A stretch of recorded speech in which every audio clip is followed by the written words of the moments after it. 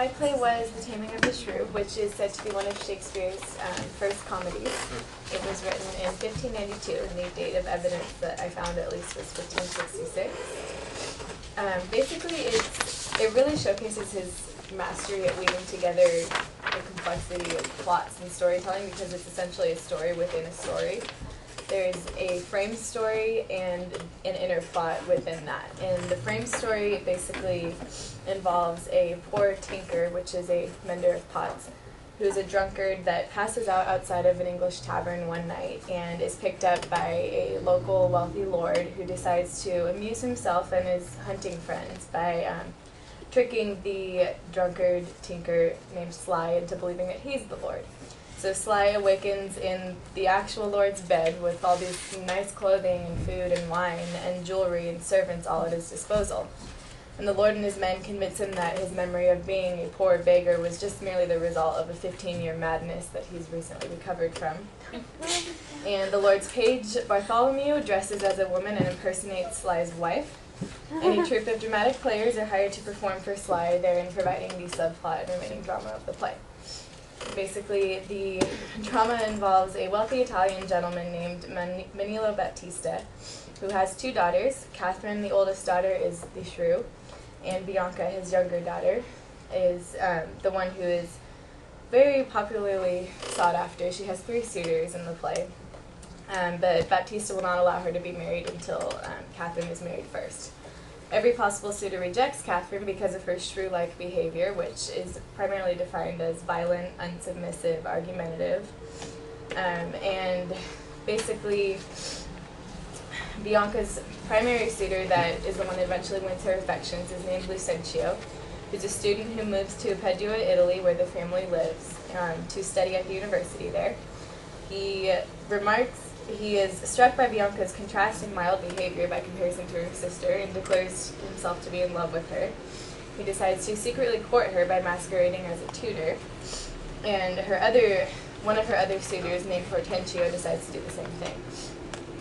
So basically, then a gentleman named Petruchio arrives in Padua, determined to find a wife, and his only stipulation is that she must be wealthy and must come with a substantial dowry.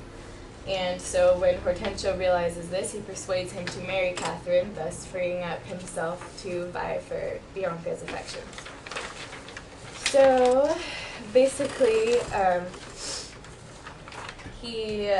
Petruchio begins pursuing Catherine, and she aggressively refutes all of his efforts. They engage in a lot of verbal sparring, but despite continual protesting on Catherine's part, Petruchio declares that the wedding ceremony will be only a few days away.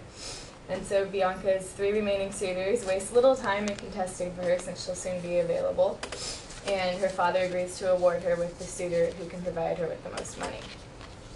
And basically, the morning of the wedding, Petruchio does everything possible to make it humiliating and just horrific for both of them and for their guests.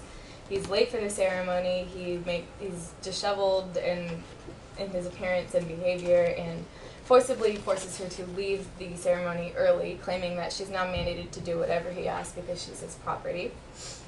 And meanwhile, Lucentio and his servant are discussing the best option to go about securing Bianca for himself, and they decide eventually on elopement as the best option.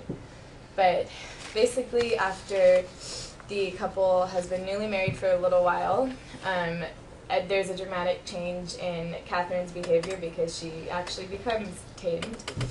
And he decides to tame her by depriving her of food and sleep for several days. And basically, at the very end of the play, Lucentio is hosting a banquet to celebrate all 3 of them eventually finding spouses.